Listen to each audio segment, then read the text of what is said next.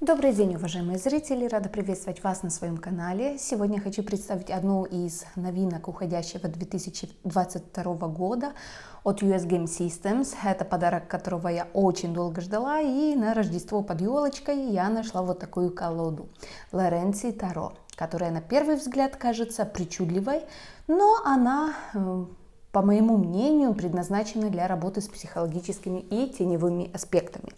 Колода поставляется вот в таком боксе, который состоит из двух частей. Крышка прилегает достаточно плотно. Внутри мы видим МБК в горизонтальном формате, с которого, пожалуй, и начнем.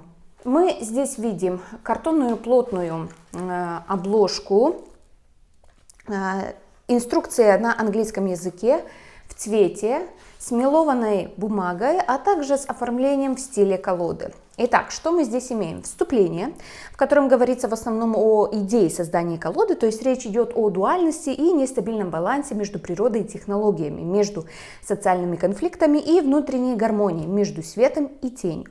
Кстати, персонажи в этой колоде повторяются, переходя с одной карты к другой, создавая свой собственный эволюционный путь. В старших арканах преобладают человеческие фигуры, в младших – животные. Птицы, связанные с мечами, рыбы с кубками, наземные животные с пентаклями и мифологические существа с жезлами. Дальше раздел о самом авторе и раздел с интерпретацией старших арканов. И давайте на примере карты Шут посмотрим, что нам предлагает автор в своем МБК. Ворон сидит над головой Шута между корнями и деревьями.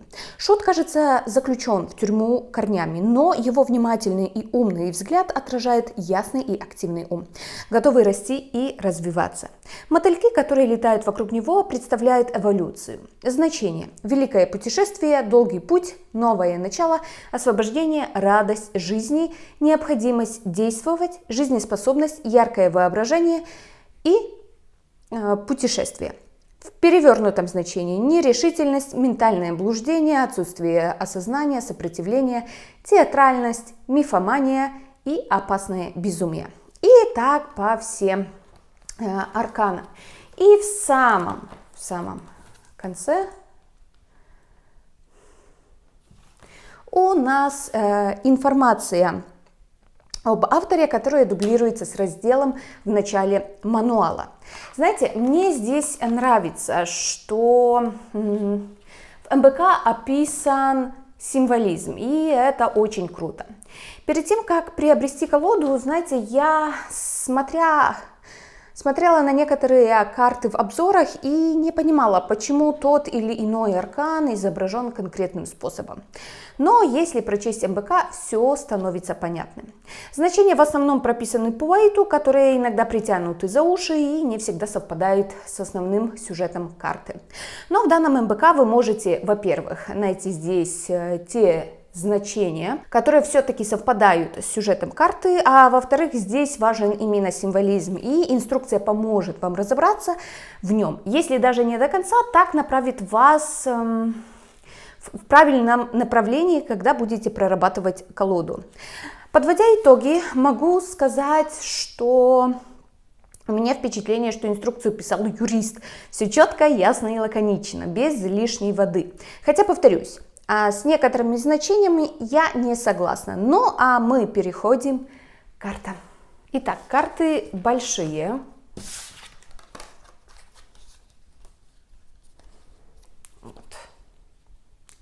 Обладатели маленьких ладошек могут испытывать дискомфорт во время работы с картами.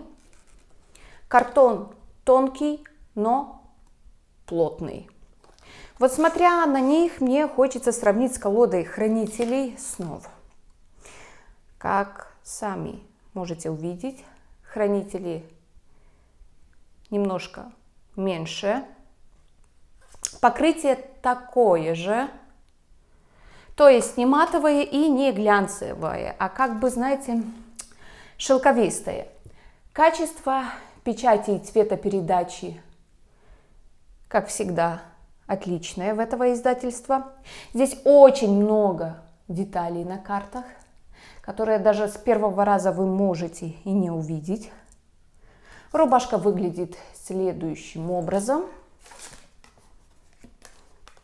Вот, ничего не напоминает.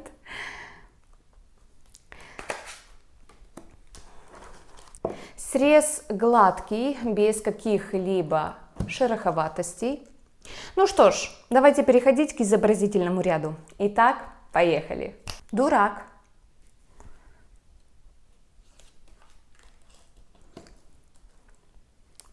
Маг. Смотрите, здесь у нас 4 стихии, лемниската. Смотрите, как круто здесь продемонстрирована умственная сила мага, которой она контролирует людей.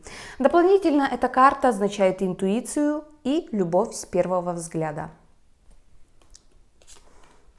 Верховная жрица. Здесь без изменений.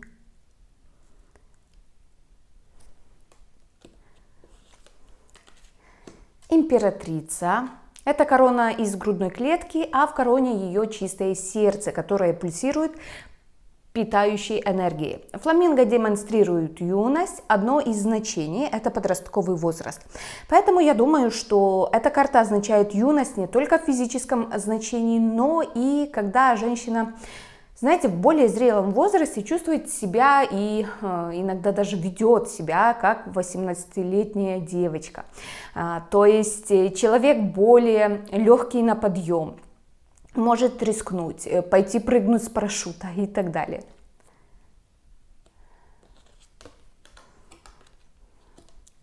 Император. Эта карта напоминает нам, чтобы разумно выбирать своего лидера.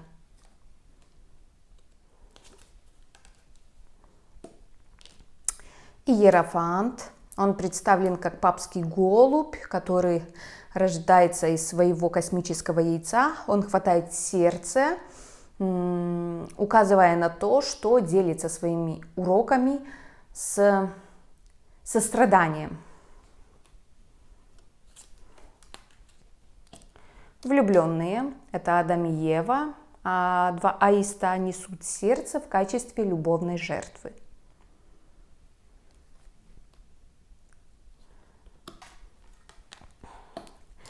Колесница.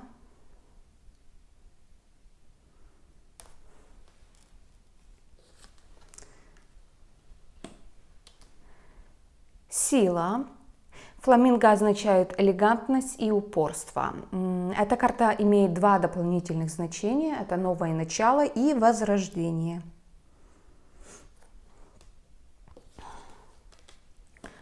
Отшельник. Одинокий моряк, единственный выживший на корабле, который был атакован гигантским морским существом.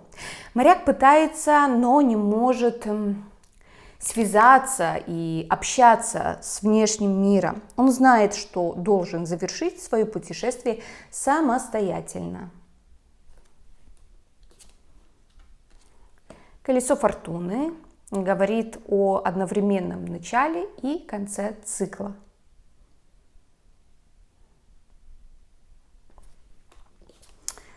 Справедливость.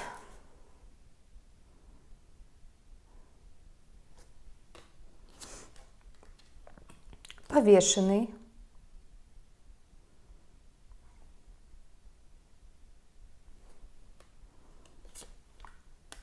Смерть. Эта карта напоминает, что циклы смерти и обновления являются такой же частью жизни, как сон и еда. 2 мотыльки символизируют эволюцию. Да, мы здесь видим также надписи, что у смерти обеденный перерыв, и также, что каждый нуждается в перерыве. Умеренность.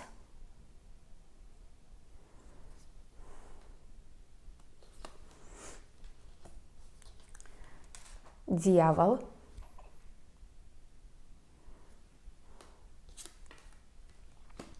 Башня. Вот мы видим здесь надпись. Человек летает, человек падает. Мне вот кажется, что это о том, что чем выше взлетишь, тем больнее падать. Звезда. Здесь также надпись. Не все есть таким, как кажется. И несмотря на то, что под водой эта девушка не выглядит целостной, она чувствует себя полной.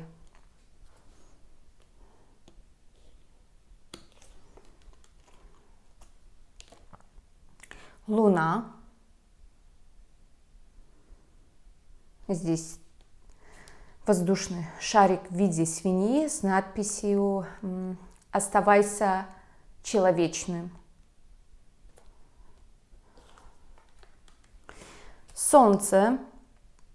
Здесь видим надпись на латыни «Солнце светит всем», а на самом острове сидят и греются два андрогинных близнеца. Но мы-то с вами знаем, с кого рисовались эти близнецы. Особенно здесь увидят отсылку обладатели колоды Стармен и поклонники Дэвида Боуи.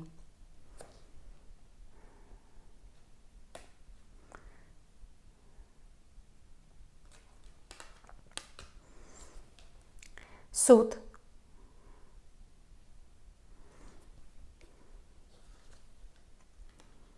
Мир.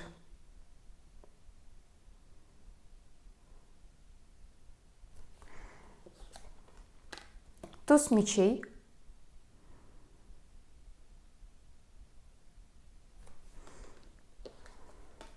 Двойка мечей. Близнецы не могут действовать, пока не соберутся и не будут работать вместе. То есть эта карта говорит, что нужно не только делать, не только думать, но и действовать. Тройка мечей.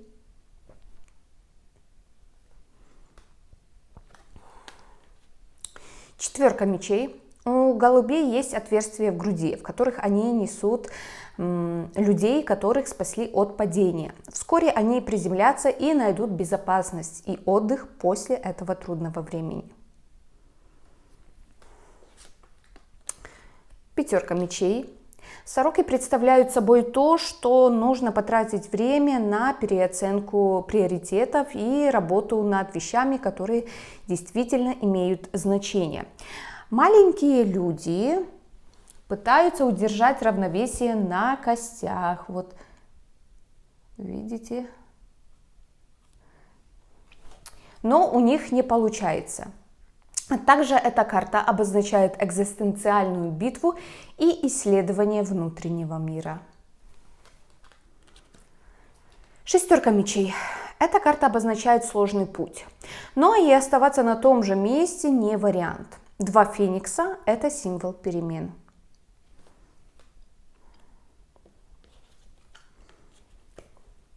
Семерка мечей.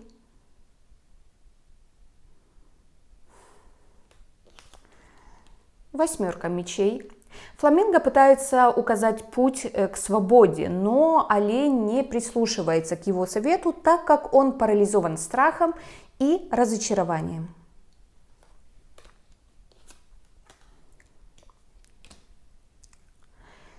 Девятка мечей. Двое мужчин боятся упасть в бездонные облака. Они находятся в кризисе без пути побега. Эта карта указывает о предпосылке кризиса, о истощении энергии и интеллектуальной отстраненности.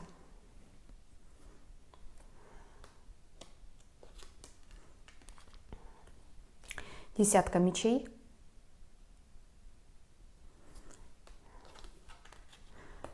Паж мечей.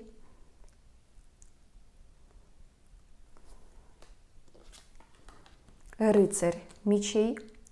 Безликость является символом отсутствия страха, в то время как мозг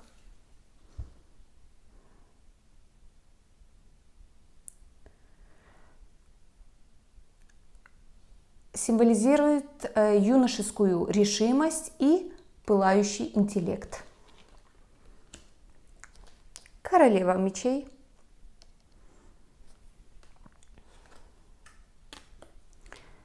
Король мечей. Туз жезлов.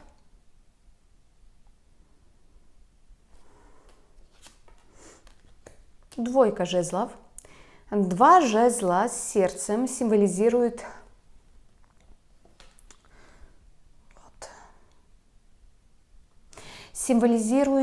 приверженность новой и смелой инициативе. Дополнительное значение – это хранитель и защитник.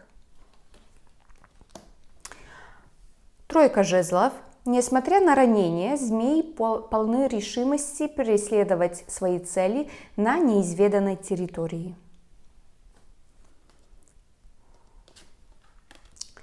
Четверка жезлов.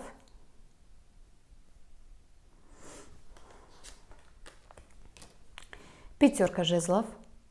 Расстояние между головой и сердцем говорит о внутреннем и о внешнем конфликте. Путь будет длинным. Два аиста хотят помочь защитить сердце, но жезлы этому препятствуют. Шестерка жезлов.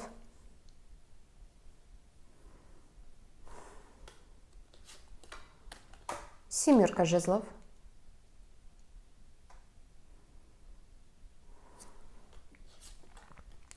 Восьмерка жезлов.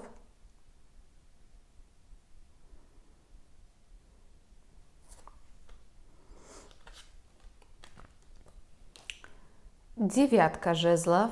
Лев позиционирует себя в центре, как центр вселенной и готов защищать свою область, свою территорию. Эта карта обозначает также успех, который был медленно достигнут.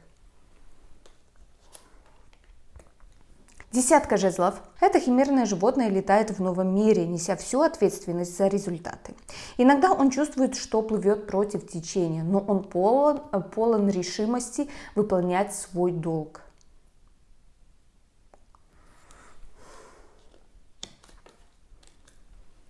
Паж жезлов.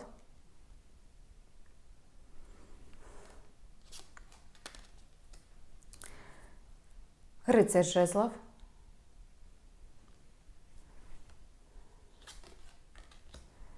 Королева жезлов.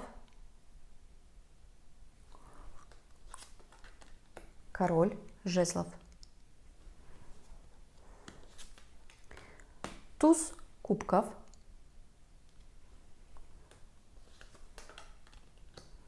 Двойка кубков. Русалки-близнецы защищают друг друга от возможных опасностей.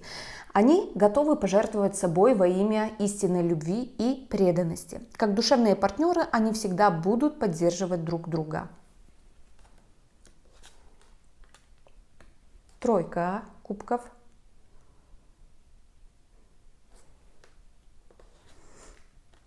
Четверка кубков.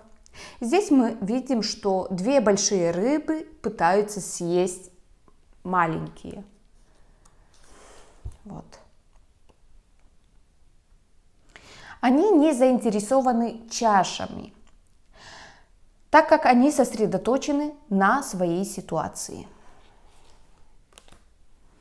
Пятерка кубков.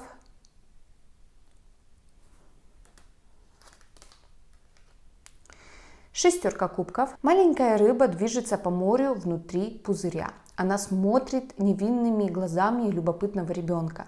Жизнь в коралловом саду блаженно беззаботна.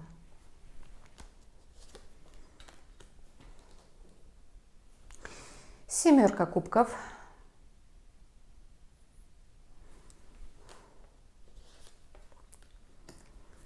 Восьмерка кубков. Медуза уплывает от кубков, символов того, что она накопила и достигла. Ей не хватает энергии для дальнейшего путешествия, и теперь она предпочитает одиночество. Девятка кубков. Рыба довольна обстановкой, а три медузы символизируют поток событий, которые помогут наилучшим образом использовать полученные знания. Десятка кубков.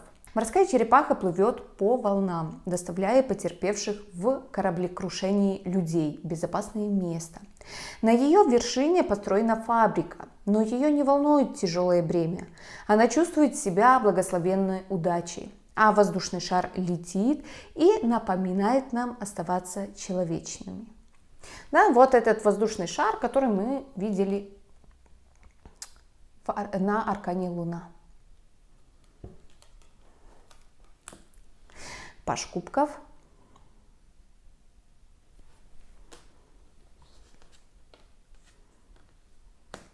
Рыцарь кубков.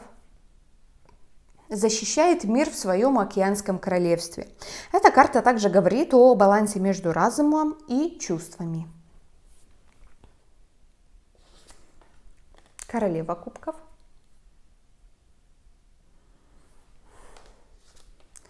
Король кубков. Туз пентаклей.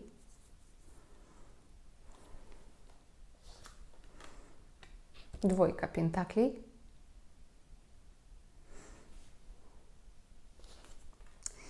Тройка пентаклей.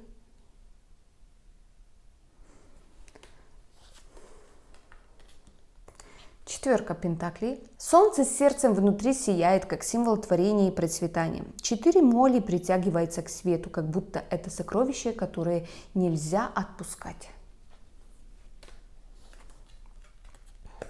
Пятерка пентаклей. 2 павлина сидят на дереве, с которого свисают пентакли, как спелые плоды. Хвосты павлинов закрыты, а это означает, что процветание не продлится долго. Шестерка пентаклей.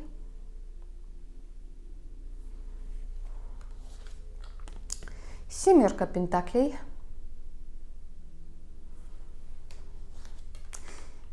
Восьмерка пентаклей. Жирафы стоят под деревом с пентаклями, висящими в точно сбалансированном расположении. Жирафы умело посвятили себя происхождению этого произведения искусства и теперь гордятся их созданием. Девятка пентаклей.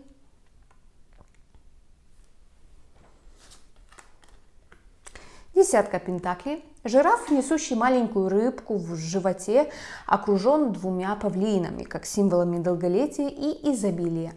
Наслаждается плодами дерева в Эдемском саду, где царят мир и гармония. Жираф рад поделиться своей удачей с другими. Паж пентаклей.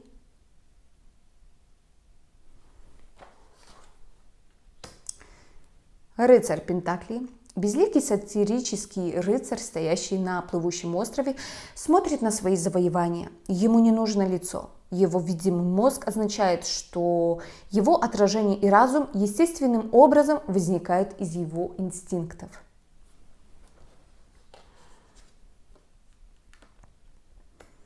Королева пентаклей.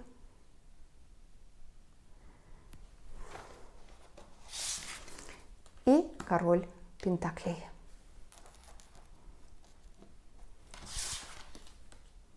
Также вы можете заметить, что сюжеты конкретных номерных арканов, но разных мастей, имеют очень похожий сюжет. Вот, например, все тройки, пятерка мечей и пятерка жезлов, шестерки всех мастей, девятки жезлов, а также десятки всех мастей. Подводя итоги, могу сказать, что колода заувалированная. Повторюсь, некоторые значения притянуты, по моему скромному мнению, за уши. Вроде карта кризисная, но в значениях может присутствовать такое ключевое слово, как гармония. Поэтому колоду нужно прорабатывать, чтобы лучше ее понять. Эта колода, знаете, больше оракульная. И, кстати, я не вижу ее в работе на вопросы «любит ли меня Вася?». Это больше колода, чтобы покопаться в психологических аспектах того или иного вопроса. Каких-то, может, скрытых аспектах. Почему у меня, вот, например, почему у меня с конкретным или с каким-либо Васей не складывается отношение вообще? Эта колода наполнена символизмом, наполнена деталями, которые, может быть, с первого раза вы и не заметите, но она интересна и глубокая. Напишите в комментариях, как вам эта колода, понравилась ли, или считаете все-таки ее непонятной и странной. А я благодарю вас за просмотр, до новых встреч, пока-пока!